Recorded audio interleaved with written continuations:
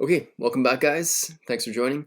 Caribou Biosciences is finally a buy for us here. Pretty happy about that. GLBE is off a cliff. It's down way too much.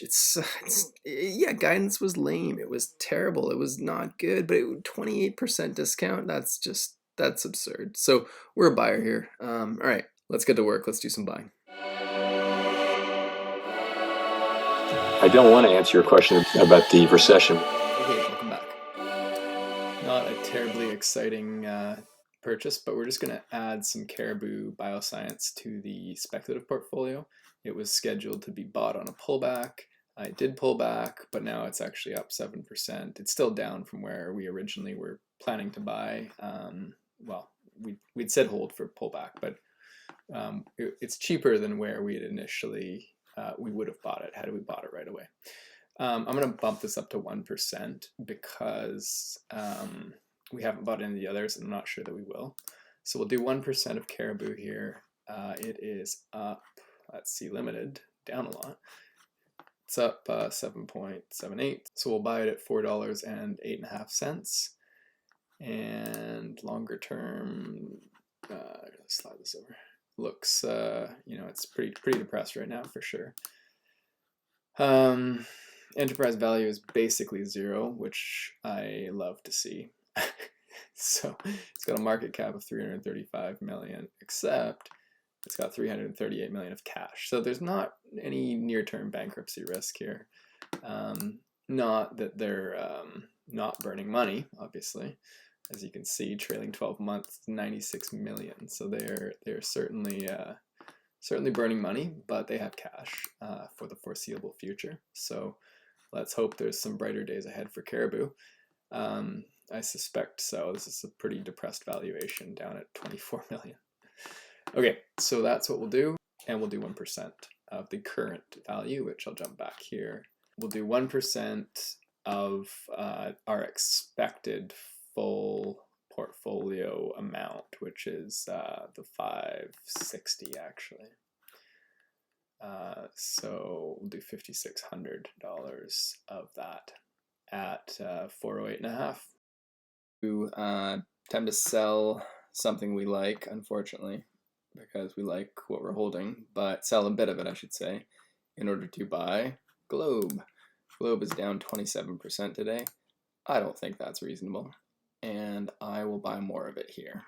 So I won't get into the details of why it's down. I mean, it's a guidance miss, much like Confluent, which has worked out very nicely, and much like Trade Desk, who's worked out very nicely. Those have both provided really nice entries, I think.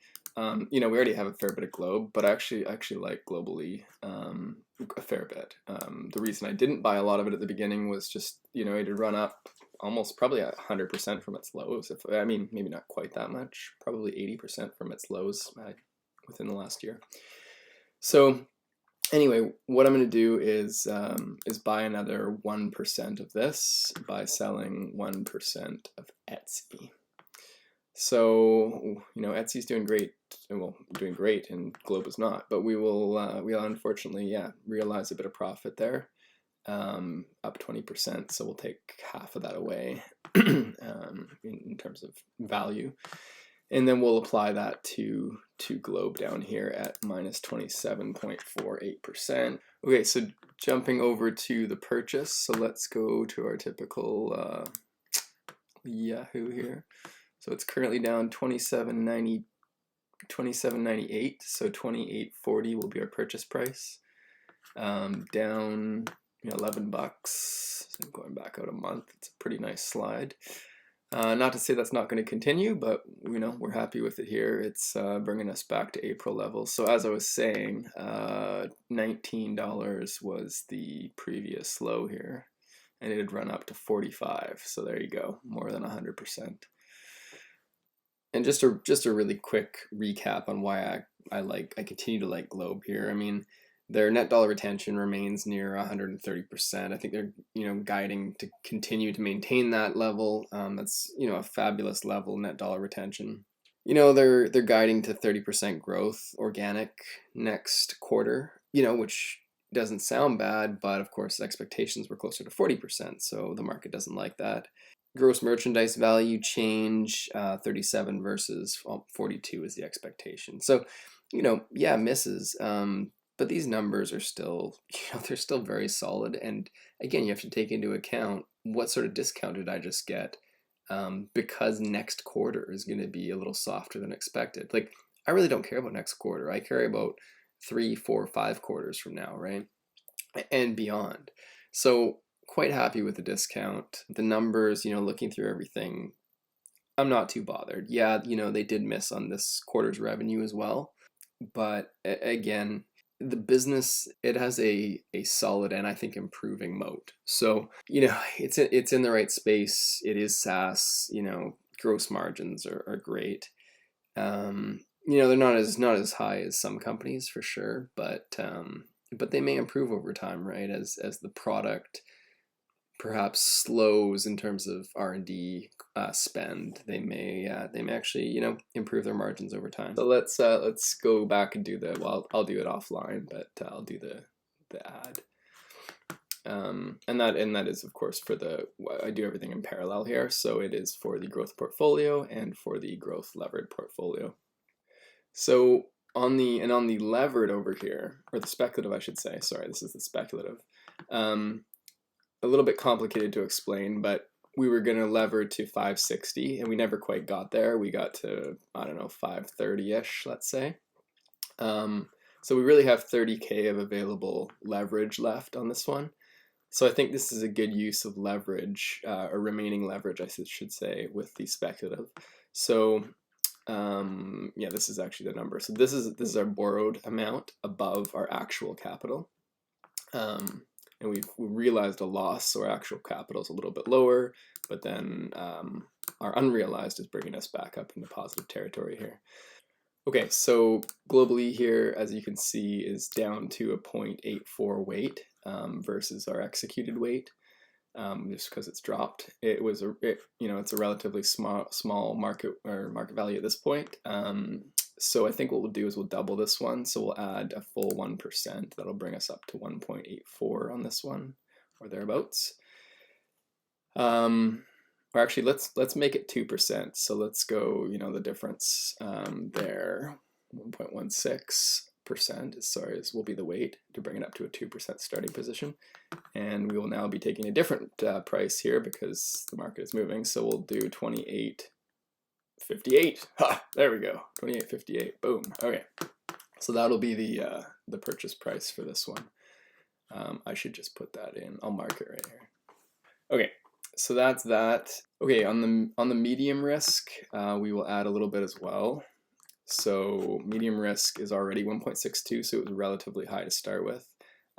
It's taking a bit of a beating because of it. So we'll add 0.8% here, or 0.8% to it here,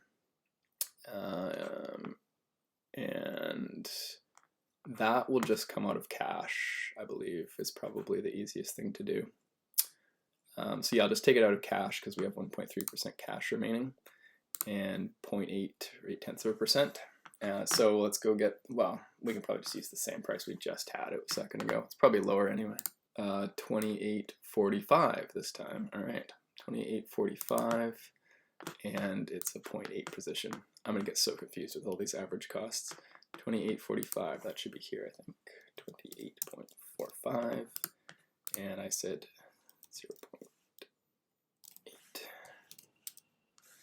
Okay, great. So those are the changes to be made. So after our GLBE ad, Jumia just had earnings today. Not that bad, actually. Sounds funny to say, but they're a company that are somewhat teetering with, well, let's just say the cash flow issues. I was going to say bankruptcy, but that's a little too extreme. Cash flow issues and potential dilution. They perform pretty well. So I think this could be a really interesting upside play, multi-bagger type thing. So I'm not too concerned, as I've said with EOS, unfortunately, down here. I just think, especially if market conditions broadly improve, I think there's a really good chance that this, doubles from here. It's 280 at the moment, up slightly from where we bought. Again, we're still short on getting ourselves up to that initial targeted 560 leveraged amount. And this is supposed to be the DGEM portfolio. So let's get our leverage up. What are we doing here, right? So I'll add 0.7% to this one. 0.7% for Jumia after earnings here. And they're up about 6% today on earnings, but also on market being as excited as it is. They're up about 6%, as you can see. They're up more earlier. Combination of earnings not being horrendous and the market just being positive today. So at plus 6%, that is fine. So that's kind of an annoying price. Can we get a rounder number? Well, okay, sure. 279.5. So that's our entry with our 0.7% position that I just talked about. Jumia 2795, 0.7%. And while we're at it, let's just work that out. And so this is based on our current market value, which is 549. Our levered amount is 549. So we'll just actually just take this times the 0.7 that I just said, and we will be buying 0.007 actually. We'll be buying a whopping 3,800, and then a unit count on that will be divided by that. Will be that, and we'll round down. Actually, on this one we can round up because it's not a cash issue, so it'll be 1377. So there we have it. We'll add 1377 units at 2795, and that will be that value. Of course, there's the $2 commission I always add to every trade, so I'll be adding that as well. So our book value will be, well, I guess I can work it out here. There we go, plus 2. That will be our book value. Yeah, okay. So that is Jumia.